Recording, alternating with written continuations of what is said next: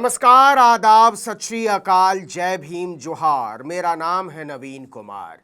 क्या योगी आदित्यनाथ और नरेंद्र मोदी के बीच अब खुलकर ठन गई है और मोदी चाह कर भी योगी का कुछ नहीं कर पा रहे? बटेंगे तो कटेंगे और एक रहोगे तो नेक रहोगे। यह धमकी किसके लिए थी? किसी बाहर वाले के लिए या मोदी शाह मौर्य की तिकड़ी के लिए? जरा गौर से सोचिए कि क्या यह बयान बीजेपी के भीतर ही छिड़े महायुद्ध का संकेत नहीं देता? सिलसिला देखिए। उप मुख्यमंत्री केशव प्रसाद मौर्य को आगे करके योगी आदित्यनाथ को हिलाने की जो कोशिश दिल्ली से की गई थी वो बुरी तरह नाकाम हो चुकी है। इसके बाद दिल्ली की बैठक में मोदी योगी की तनातनी और फिर कंगना रनौत का योगी के समर्थन में उतर आना। योगी आदित्यनाथ ने नरेंद्र मोदी को अच्छी तरह से समझा दिया है कि केंद्र के मामलों में हम आपको नहीं छेड़ेंगे, लेकिन अगर आप यूपी के मामलों में हमें छेड़ेंगे तो अंजाम अच्छा नहीं होगा। आपको याद हो तो दिल्ली में मुख्यमंत्री परिषद की बैठक के बाद मोदी जब भाजपा के मुख्यमंत्रियों से मुलाकात करने पहुंचे थे तो योगी आदित्यनाथ ने उन्हें नमस्ते तक नहीं किया था और इस वीडियो को खुद केशव प्रसाद मौर्य ने ट्वीट किया था। इस वीडियो का एक संदेश बड़ा साफ था। योगी नरेंद्र मोदी के साथ आर पार की मुद्रा में है और उन्होंने मोदी को जता दिया है कि आप हमारे दम से हैं, हम आपके दम से नहीं हैं। यह बात है 28 जुलाई की। इस घटना के महीने भर बाद नई सांसद बनी कंगना रनौत ने योगी आदित्यनाथ का वही वाला बयान दोहराया। सवाल था कि जातीय जनगणना पर उनकी राय क्या है। इसके जवाब में उन्होंने कहा कि उनकी लाइन वही है जो उत्तर प्रदेश के मुख्यमंत्री योगी आदित्यनाथ की है, बटेंगे तो कटेंगे। मेरा वही स्टैंड है जो योगी जी ने कहा, साथ रहेंगे नेक रहेंगे, बटेंगे तो कटेंगे। आपको लग रहा होगा कि यह बयान यूं ही कंगना ने दोहरा दिया है, लेकिन ऐसा है नहीं। इस बयान के पीछे एक संदेश है और वो संदेश है बीजेपी में योगी बनाम मोदी के तीखे होते समीकरण का।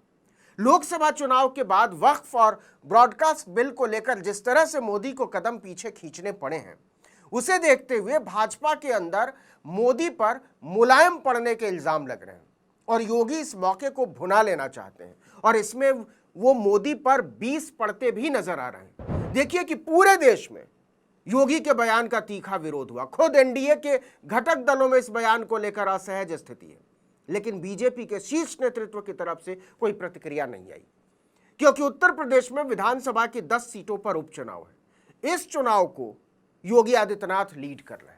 लोकसभा चुनाव में ब्रांड मोदी के यूपी में परखच्चे उड़ने के बाद योगी ये साबित करना चाहते हैं कि ये मोदी के मुलायम पड़ने की कीमत थी और अगर पार्टी उनके बताए रास्ते पर चली तभी अपनी मजबूती को हासिल कर सकती है और इसके रास्ते में किसी भी नैतिकता की फिक्र करने की जरूरत नहीं है।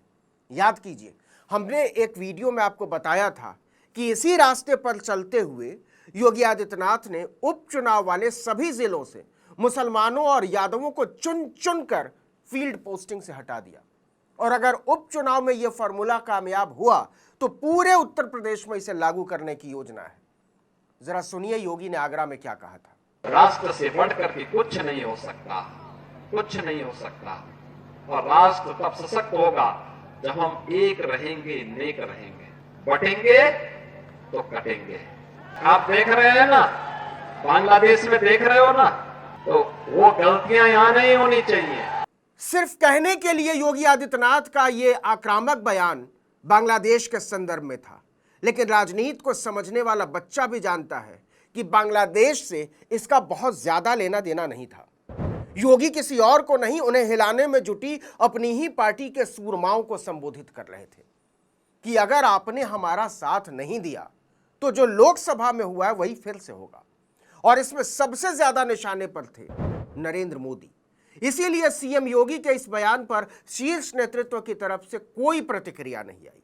ना तो खुद मोदी ने, न जेपी नड्डा ने और ना ही अमित शाह ने ना तो इस टिप्पणी का समर्थन किया और ना ही इस पर कोई आपत्ति दर्ज की, क्योंकि इस टकराव को आगे ले जाने का मतलब होगा योगी बनाम मोदी की लड़ाई का मुकम्मल तौर पर बेनकाब हो जाना। दूसरी बात, लोकसभा चुनाव में मिली हार के बाद भाजपा के भीतर जो आरएसएस का धड़ा है वो मोदी को लेकर अब सशंकित है।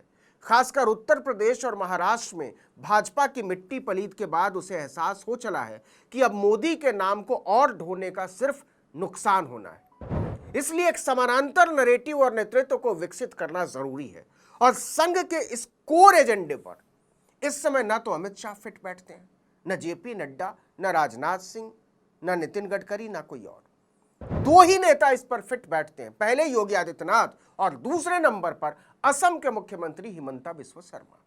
लेकिन हिमंता के साथ दिक्कत यह है कि हिंदी पट्टी में उनकी स्वीकार्यता नहीं है, इसीलिए उनकी कट्टरता, घृणा और धर्मांधता का बड़ा असर बिहार, उत्तर प्रदेश, मध्य प्रदेश, राजस्थान में नहीं पैदा किया जा सकता। इसलिए बचते हैं योगी आदित्यनाथ, लिहाजा उन्हें खुलकर आगे बढ़ने की छूट दी गई है और इस छूट के लिए वो ना तो मोदी के मोहताज हैं और ना ही अमित शाह के, ना जेपी नड्डा के। राष्ट्र से बढ़कर के कुछ नहीं हो सकता, कुछ नहीं हो सकता। और राष्ट्र तब सशक्त होगा जब हम एक रहेंगे, नेक रहेंगे। बटेंगे तो कटेंगे। सीएम योगी का यह बयान दिखाता है कि वो यह सब कुछ अपनी मर्जी से नहीं कर रहे हैं, उन्हें यह करने की बाकायदा मंजूरी है। देखिए, संघ अब खुद मोदी से छुटकारा चाहता है, लेकिन अचानक नहीं, मोदी को रोज ये यकीन दिलाकर कि आप पहले की तरह ताकतवर नहीं बचे। देखिए, केशव प्रसाद मौर्य के पीछे से यूपी पर पकड़ बनाने की उनकी कोशिश आखिरी थी। वो ये कर भी लेते अगर संघ ने योगी आदित्यनाथ का साथ न दिया होता, लेकिन संघ ने साफ समझा दिया कि योगी आदित्यनाथ को छेड़ना उसे गवारा नहीं है। खुद केशव प्रसाद मौर्य के घर जाकर संघ के नेताओं ने बैठक की और उन्हें समझाया कि आपको फिलहाल योगी के नीचे ही काम करना होगा। इसके बाद मौर्य शांत बैठ गए, वरना इसके पहले रोज बयान देते फिर रहे थे कि संगठन सरकार से बड़ा होता है।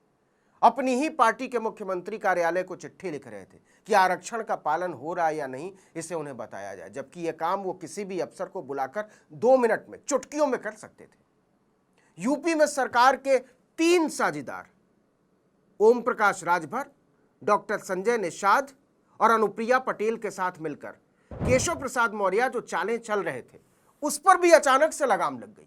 यह दिखाता है कि भाजपा के एक प्रभावी धड़े और संघ ने उन्हें एक बार फिर से फ्री हैंड दे दिया है। इसी के बाद योगी बयान देते हैं कि बटेंगे तो कटेंगे, एक रहोगे तो नेक रहोगे। यह खुली धमकी थी और राजनीति की भाषा को समझने वाले बताते हैं कि यह धमकी किसी और को नहीं, मोदी और उनके इशारे पर उन्हें अस्थिर करने में लगे बीजेपी के ही लोगों को थी। इस वीडियो में इतना ही, लेकिन अगर आपने आर्टिकल 19 इंडिया को अब तक सब्सक्राइब नहीं किया तो फौरन कर लीजिए, बेल आइकॉन दबाइए, घंटी जैसी आकृति, लाइक कीजिए और कमेंट करके बताइए हमारा वीडियो आपको कैसा लगा। हमारा ट्विटर हैंडल है article19_India और मेरा ट्विटर हैंडल नवीन जर्नलिस्ट। नमस्कार।